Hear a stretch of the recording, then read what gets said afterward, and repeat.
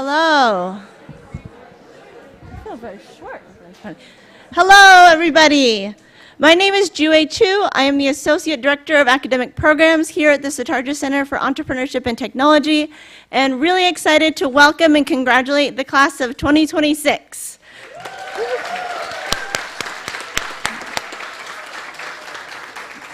It has been an honor to be part of your journey while here at Berkeley, and really amazing to see the great things that you all have done with joining the SCET community, being a part of this ceremony. We're really excited to see what you go on in the future and how you continue to build the community within SCET, the SCET Alumni Network now.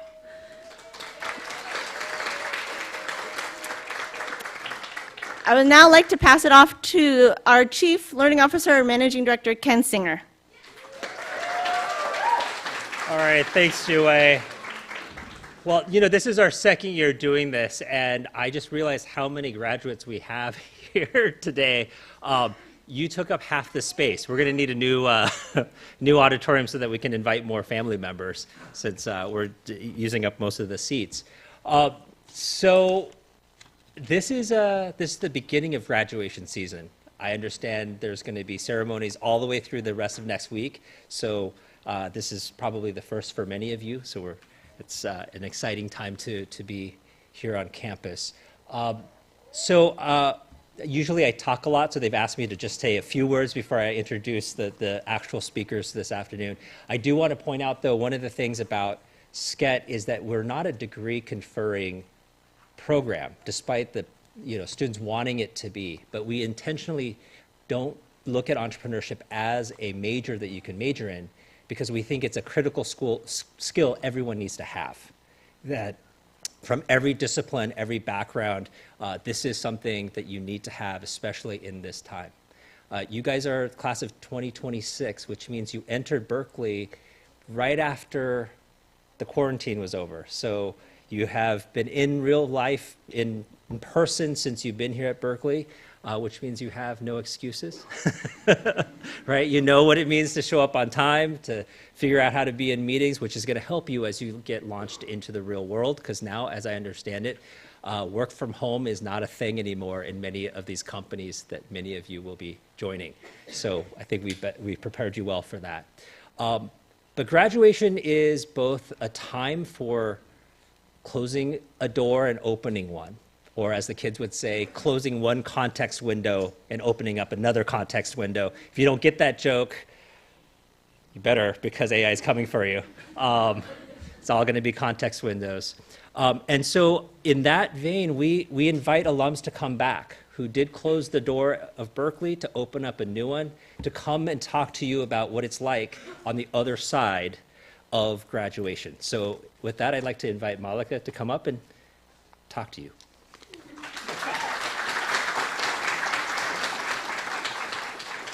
Hi everyone, I'm Mallika. I graduated in 2022, but I started my journey at SCET in 2019. So this is the first of many speeches I think you're going to hear in the next week or so. So I'll try and not bore you too much. But before I get started, I want to say big congratulations to all of you from graduating from the #1 public university in the world. Give yourselves a round of applause. Not only are you graduating from the #1 public university overall, you're also graduating from one of the #1 universities for entrepreneurship in the world. And what you're leaving with today is with more than a certificate. You're leaving with proof of your curiosity, resilience, and willingness to build before you felt ready. You did not have to be here. You chose to add this program that asked you to turn your education into action. So give yourselves another round of applause.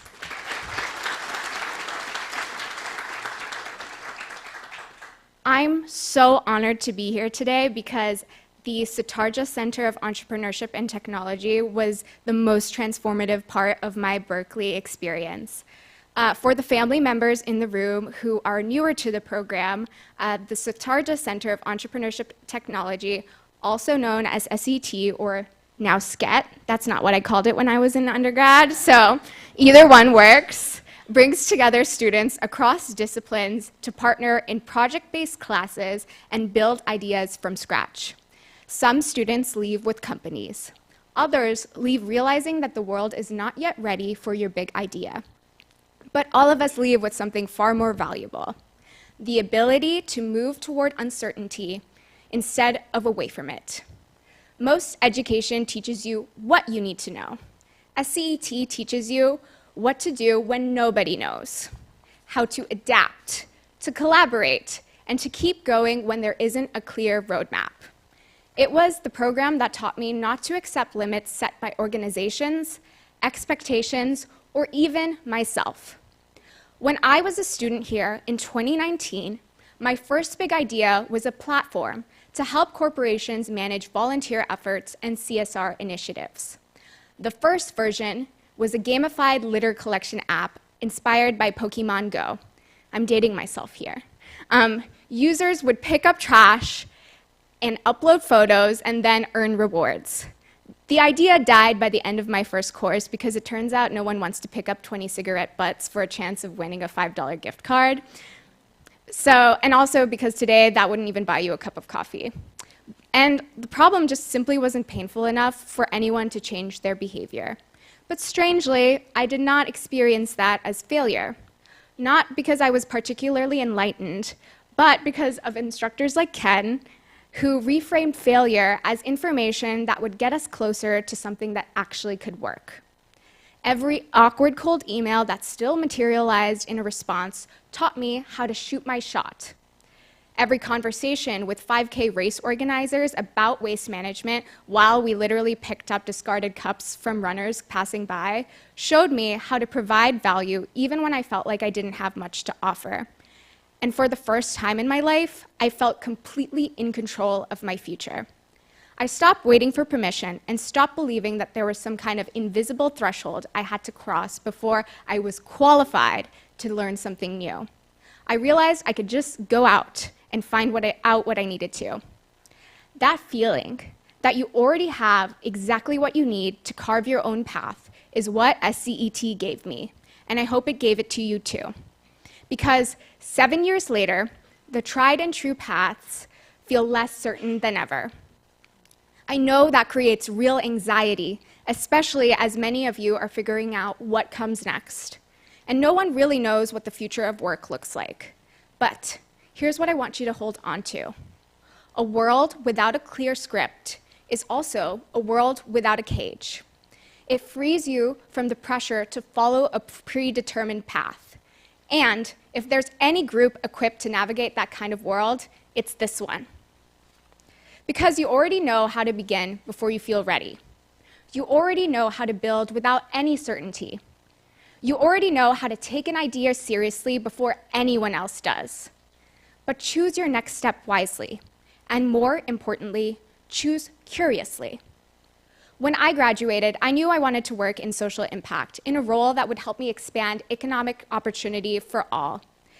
When I couldn't find the opportunities I wanted to through traditional recruiting pipelines, I fell back on the skills that SCET gave me: cold messaging, strategic networking, and even sending pitch decks to organizations before I got the interview. Eventually, I landed a role at a boutique consulting firm that checked every box. But a few months in, a colleague left unexpectedly for a new role, and I suddenly was put in charge of managing a fellowship program for social impact practitioners. I was 22 years old and had been working professionally for 2 months. I had absolutely no idea what wisdom I could share with people who had been in their careers for far longer. But SCET had already taught me something important. You almost always have more to offer than you think. So I leaned on what I did have: my network. I brought in friends from Cal who were a few years senior to me, who had already built social enterprises to help lead professional development sessions. And at the beginning of one, I asked a simple question to break the ice. What was your first dream job? The one you had before you understood salaries.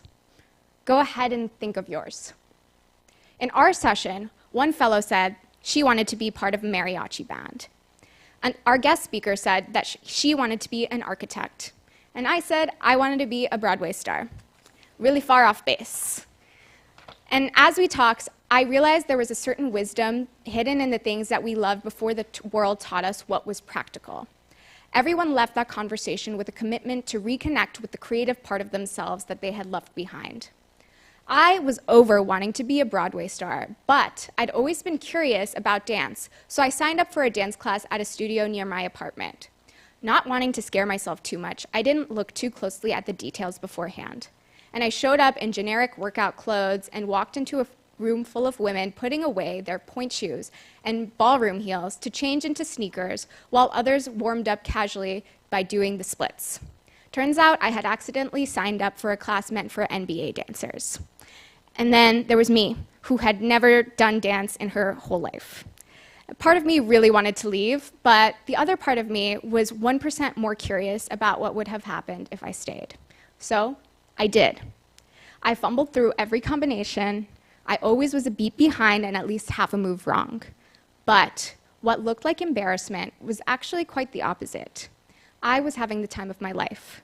It had been so long since I'd been in a room with zero pressure to perform and no expectation to actually be good. And I felt very free.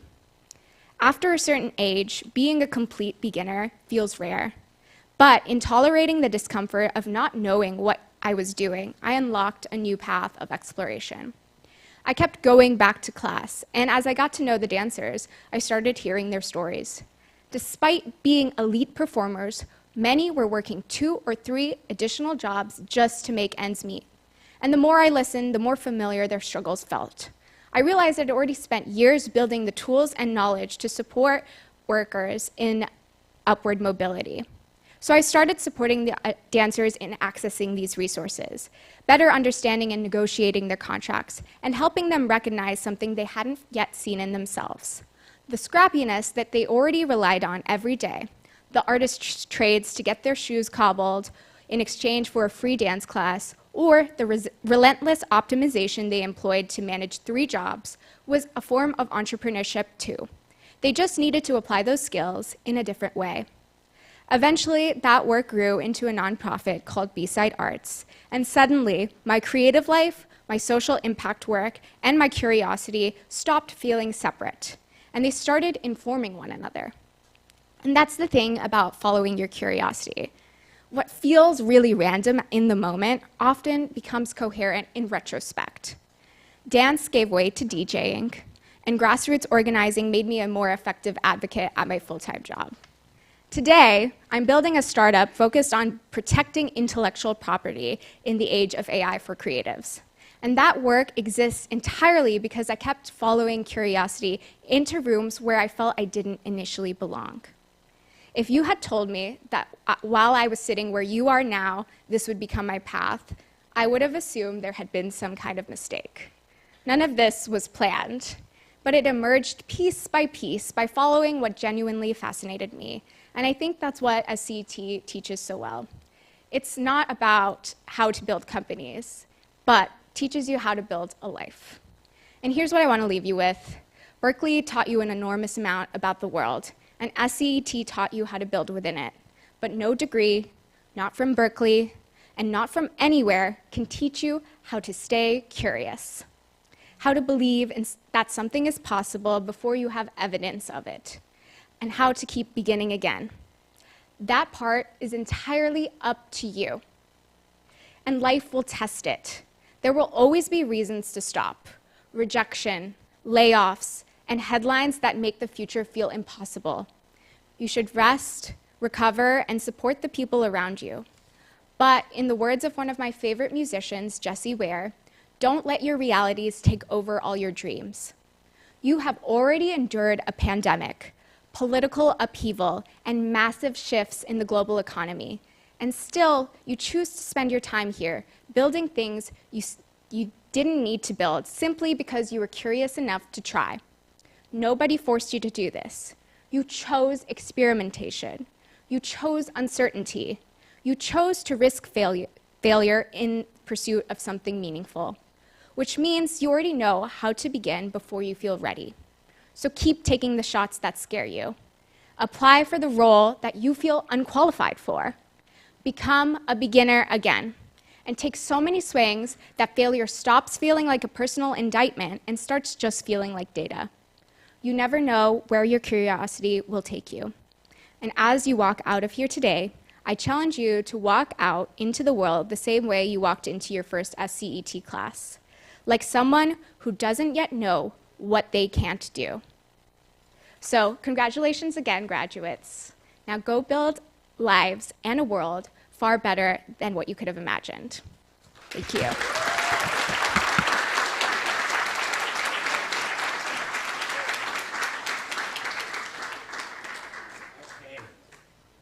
All right, well, that's inspiring. I mean, in the journey, I didn't realize how, I mean, we talk a lot, but just kind of the journey that you've taken. So I'm going to bring on Bobby to come up and do his commencement speech. But before I do, I just want to mention, I got to know Bobby, I got to know both of these students in our summer program. So if you're still a student at Berkeley, come to our summer program. We love the students who go through that. But Bobby, I got to know him, you know, when he was in that program, and then subsequently as he's taken almost every SCET class possible, and worked with our department, worked with everyone on our staff. He's become kind of a beloved staff member with SCET. And so it's really going to be sad to see you go, but also amazing to see where you will be going. So I'm really impressed with what you've been able to do with your skills that you got here to land the next part of your journey, and hopefully we'll hear how that goes now.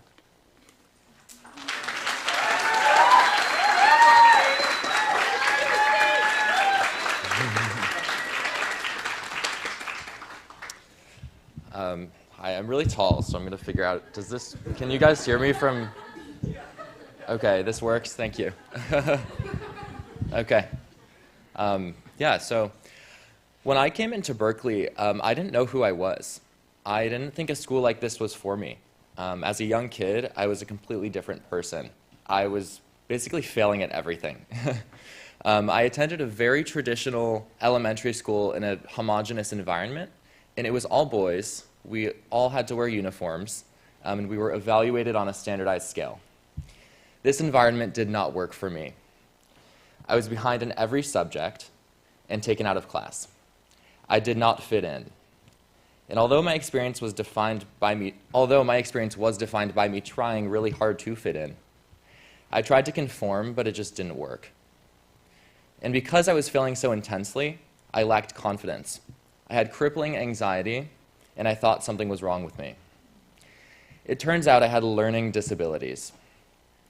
And because I couldn't fit in, I was forced out of that paradigm. I failed out of elementary school. Raise your hand if you didn't know that was possible. And then I had to attend a special ed school for 7 years. This school was full of people who had never found success in life.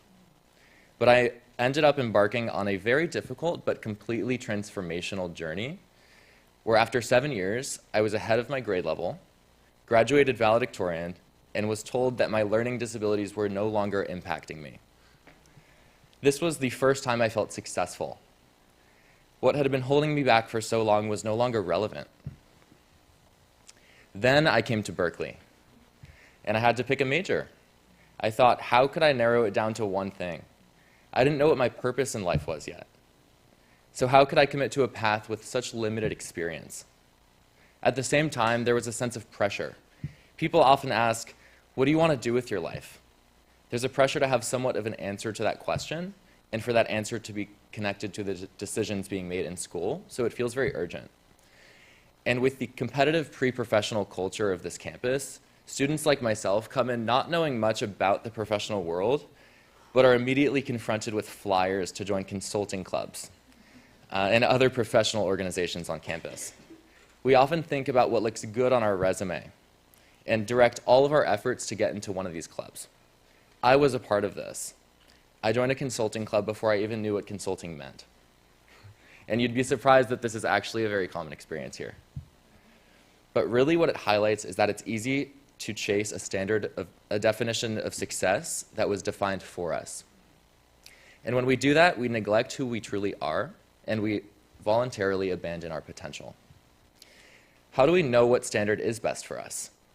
How do we know what resume we want to build? How do we know what we want before gaining enough experience to know who we really are?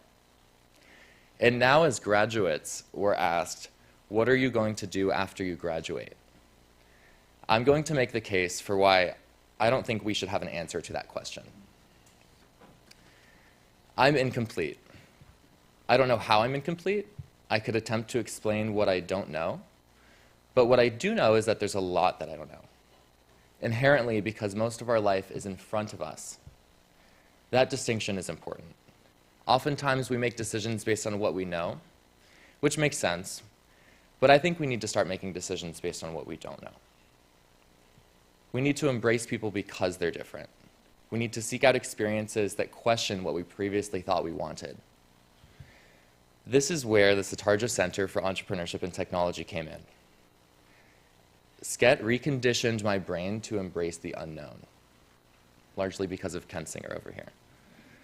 They call this an innovation mindset, but the implications of this extend far beyond what I initially knew innovation to be. I thought I was just coming to learn how to start a business. But really what I learned was how to authentically design a life meaningfully and fulfillingly based on my own definition of success.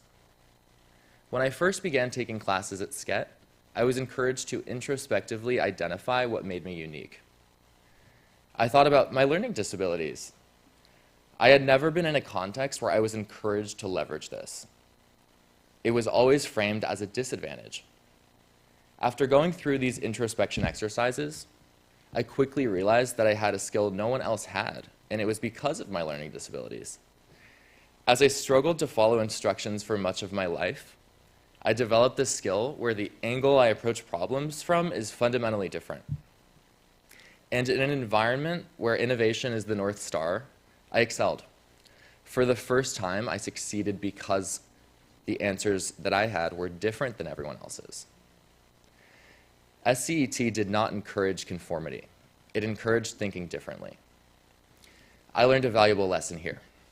The standards by which an environment evaluates us completely determine whether we are measured as successful or not. This was the key to my failure back in elementary school. What I didn't realize at the time was that I was only failing because I didn't fit their definition of success. The traditional teaching methods that my school was using worked for some, just not for me.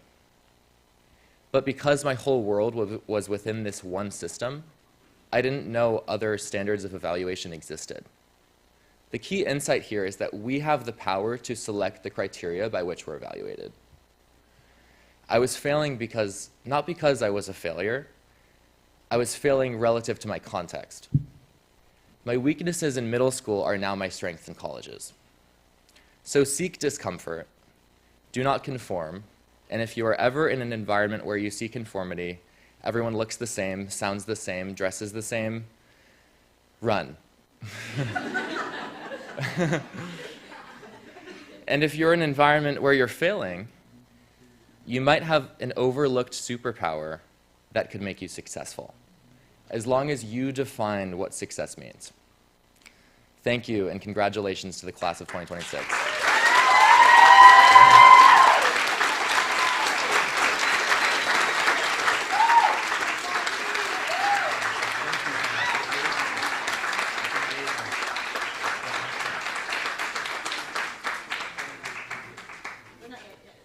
Okay, so I have to follow that, which is not going to be that easy at all. I'm going to attempt to. Okay, so I have the honor of going from that master class that both of you guys just did on public speaking to then inviting you all to the ceremony. But I want to leave you with a few words because I think this is a really important time. Of course, in your lives as you're graduating, but also for your parents who are looking forward to having you off their financial budgets as well, I imagine. Although, you know, Berkeley, you got to win there because it's not as expensive as some other schools. Although I know we have lots of international students, so sorry to your parents. So, all right, awkward, I'm going to transition. So it always goes back to money at Berkeley, unfortunately. I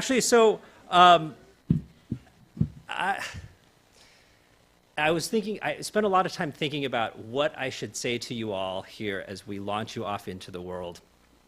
I was a student here a long time ago, and I actually didn't really attend my own graduation.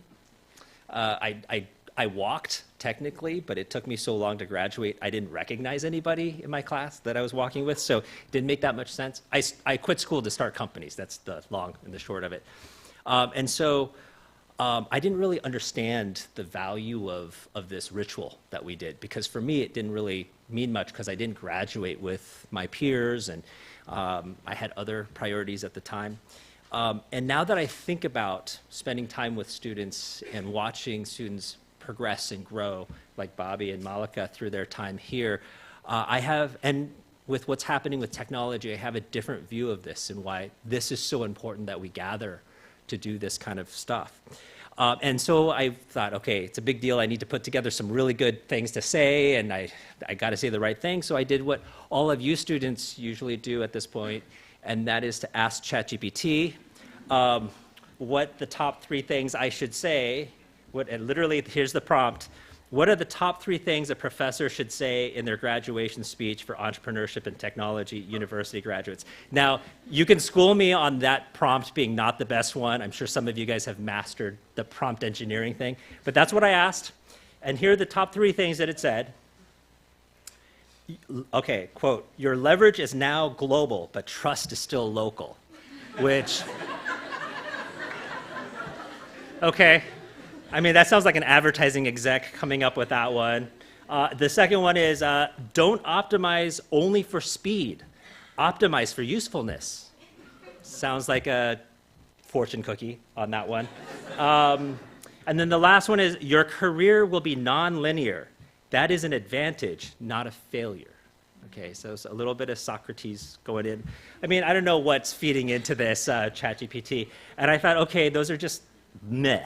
As you know, that's kind of how ChatGPT works, is it gives you kind of it reverts to the mean of what you get at one of these things. And I thought, well, let's not go down that path. Let's do something different. So I'm going to give you 3 things that I think I would love to have imparted on my younger self going through a ceremony like this.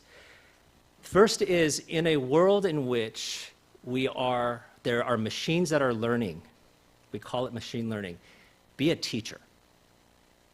Do what we do here, which is we work with people to help them learn. And in that process, we end up learning more than you do. That's actually the hidden secret here. Is one of the reasons we love being here is because we learn so much from all of you. But in this world, the most critical skill is to be a teacher. You will be teaching your robots. You will be teaching your computers, you'll be teaching machines, you'll be teaching everything to do the things you need it to do. You're not going to be coding as much anymore. You're going to be teaching. So be a teacher in a world in which everything and everyone is learning. The second is this thing. Put it away sometimes. Don't let this thing rule your life. Ironically, this is the industry I was in. We made mobile apps, so sorry. I feel like I'm kind of complicit in, selling this. But it is, the challenge of the day is to not let our technologies rule us. Who owns whom? Who's tethered to what? Are we tethered to that, or is it tethered to us? And in this new AI world, this is the biggest challenge because the new technology feels human. So my second piece of advice is about authenticity. Authenticity is going to be the currency, the thing that is going to hold the most value in a world where everything is artificial, including our cognitive abilities and our intelligence. It is the authentic that will be the thing people seek. The moments in when technology isn't with us, when it's just humans talking, saying maybe nothing, just being with each other, right? Authenticity is something that we've lost in all of this. As we are the center of technology and entrepreneurship, this is odd, right, that I would be talking about so many things about being human. But I want to challenge you, those of you who are going off to start new companies, to work for the biggest companies, do not lose the human, the authenticity of who we are as you go off to reinvent the world. Don't leave the human behind. It is the most sacred thing. And that's the third thing, sacred. This is a word that's lost. We don't use it very often because we oftentimes connect it with religion or spirituality. But sacred is what sociologists would point out is one of the few things that stand us out from animals. That we can hold things sacred. It doesn't have to be the same things, but if we hold something sacred, we are saying that this thing is something that I am protecting, that is unique and is mine, or of my family, or of my society, and that you will push back on any attempts to attack that sacredness.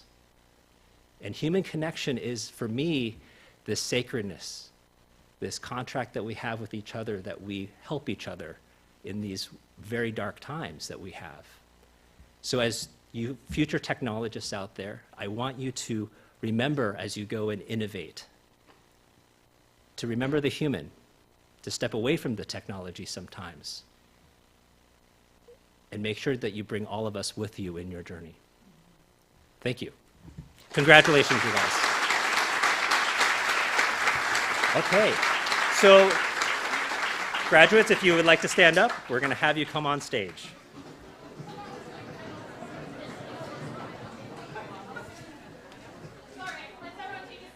Oh, wait. Oh, I already screwed that up. Yeah. Clearly, I'm not on the ops side of the house.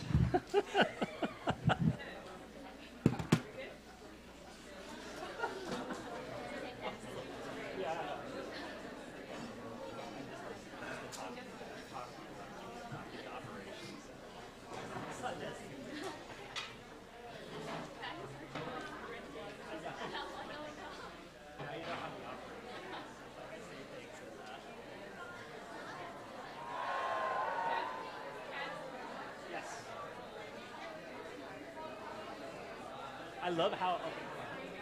Jesse, where should I stand? Where should I stand? Awesome. They're gonna come around this side. And they'll give me the card, yeah.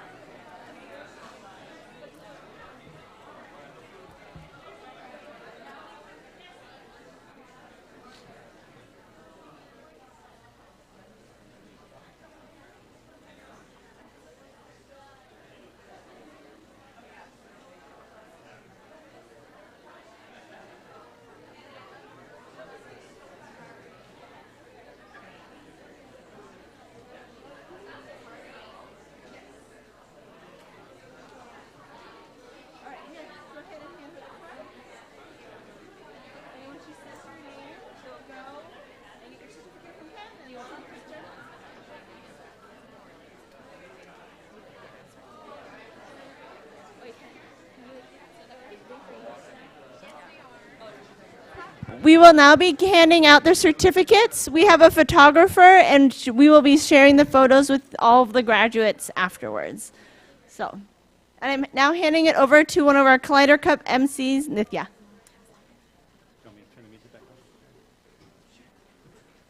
Awesome. First person, Bobby Harden.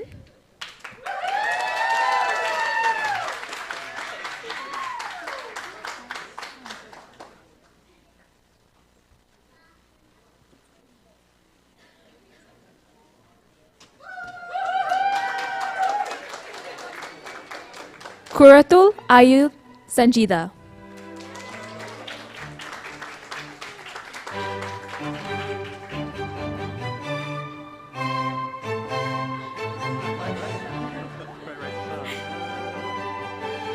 Mahita Golapudi.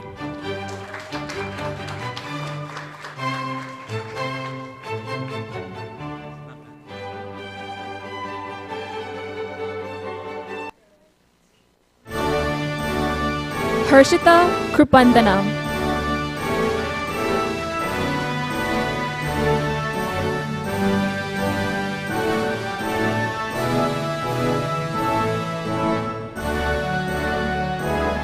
Reese Rudy.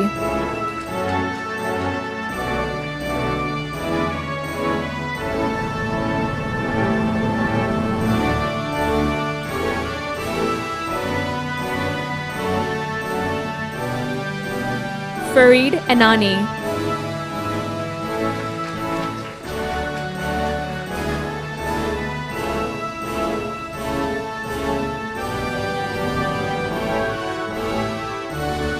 Rachel Chen.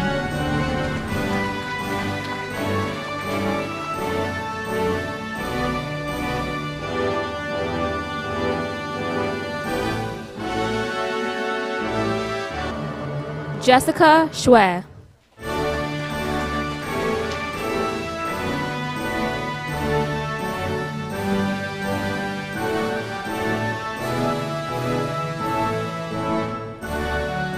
Brianna Lennett.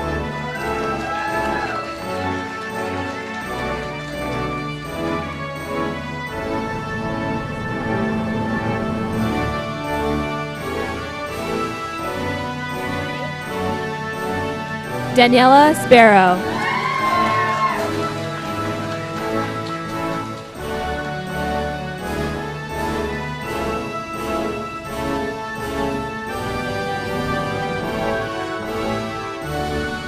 Pilar Capdevela Hidalgo.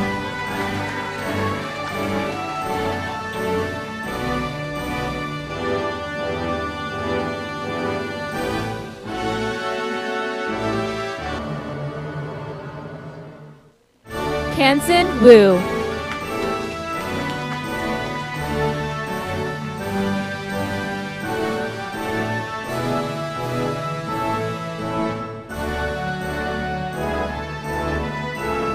Jose Sanchez Lopez.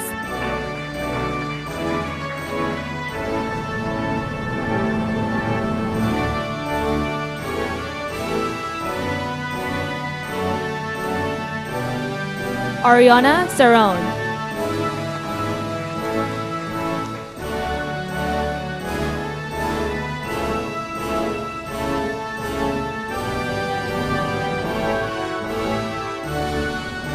Annalie Ambler.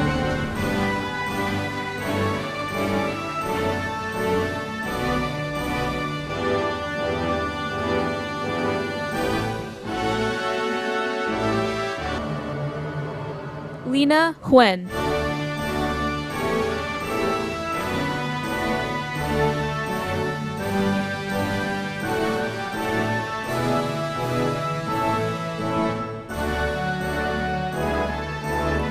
Kathy Nguyen.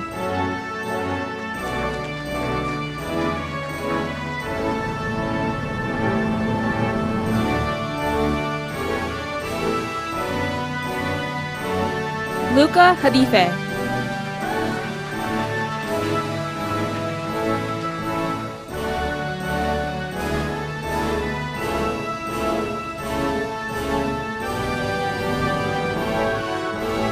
Arya Borelli.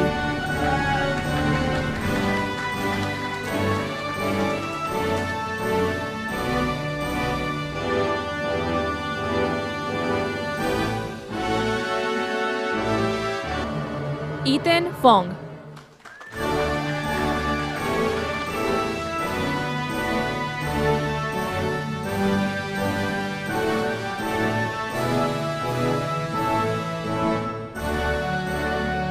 Greta Norris.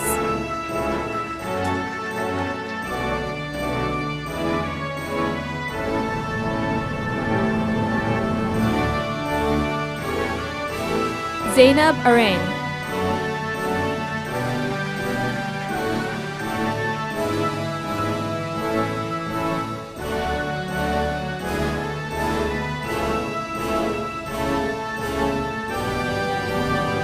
Rohan Shankar.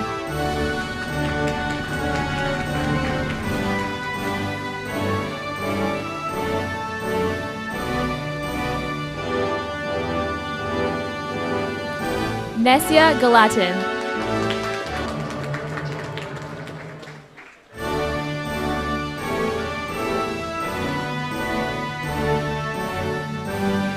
Rhea Kundamal.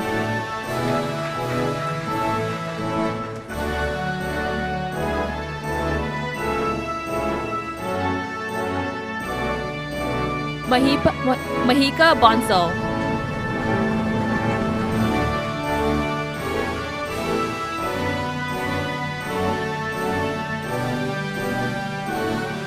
Anya Sikri.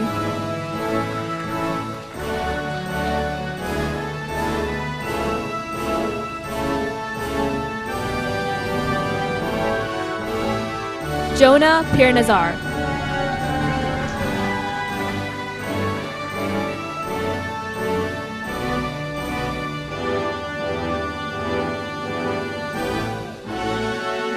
Nicole Sang.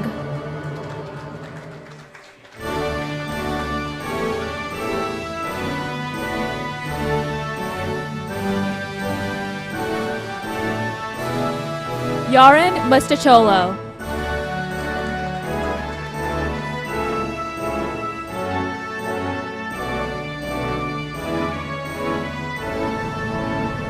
Zainab Alusha.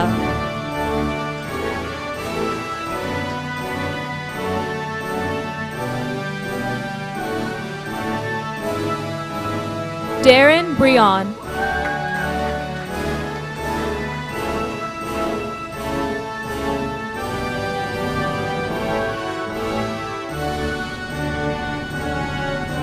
Dimple Amita Gardapuri.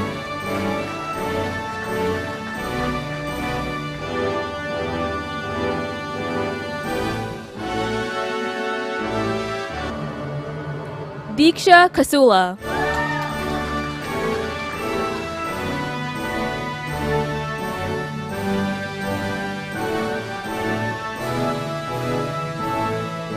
Mariam Said.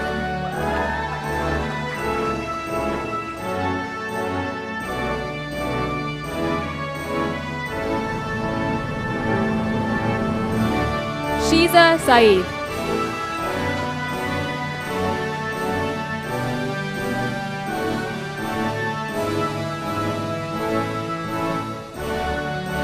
Mohammed Gonda.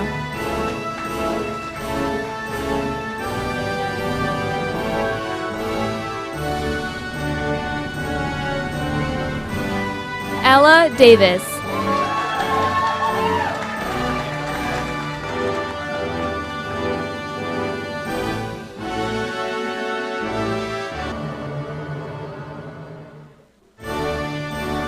Yavuz Ozgun.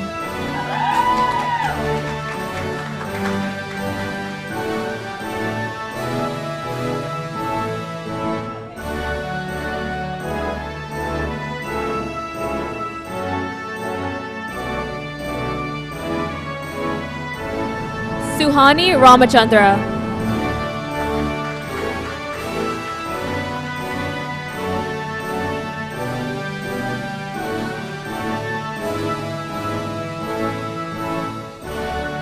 Sanya Chaturvedi.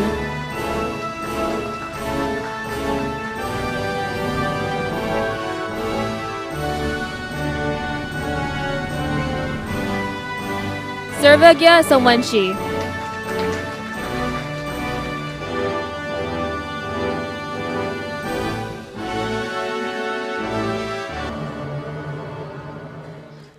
Prisha Singh.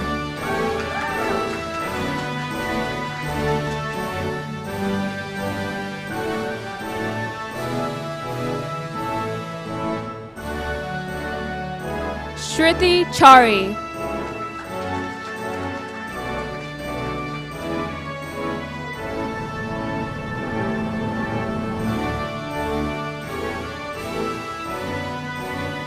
Kelly Ko.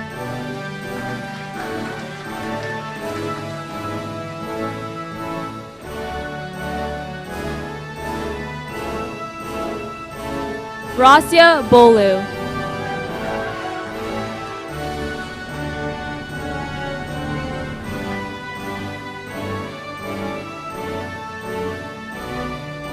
Joshua Zink.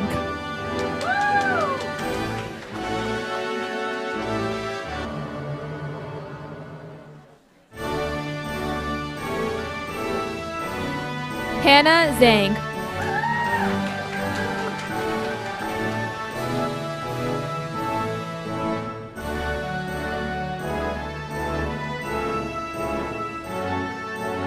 Gonzalo Bedoya.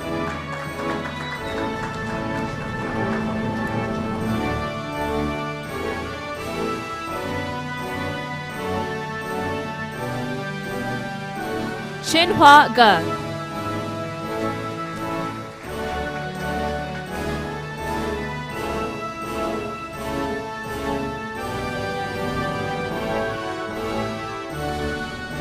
Jem Polatolu.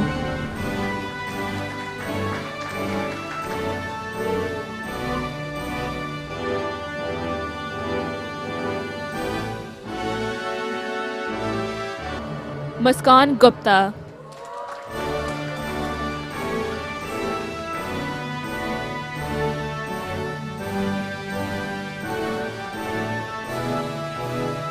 T. Lee.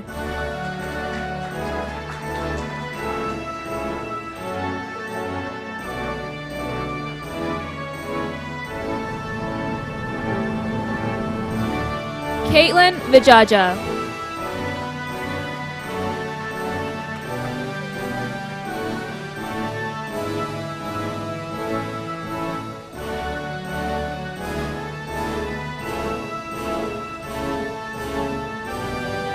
Christabel Gantani.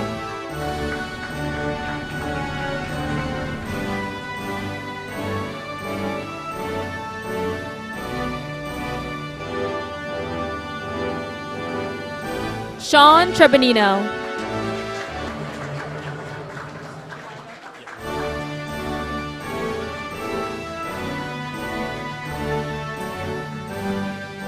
Lucas Camargo.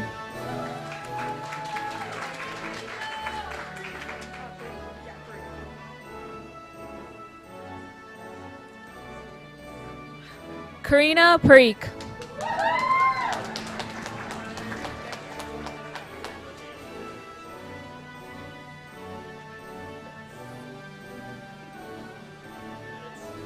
Mika Damji.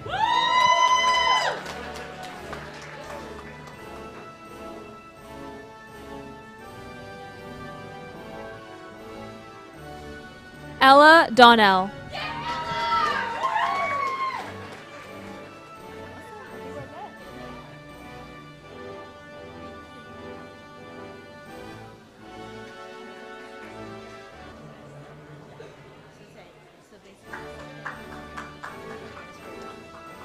Well, congratulations, class of 2026. All right. And we have refreshments outside for everybody to enjoy. Make sure you don't miss the opportunity to meet more people before you leave Berkeley. There are a bunch of future co-founders in the room. Always be networking. All right, everybody? All right, congratulations. See you outside.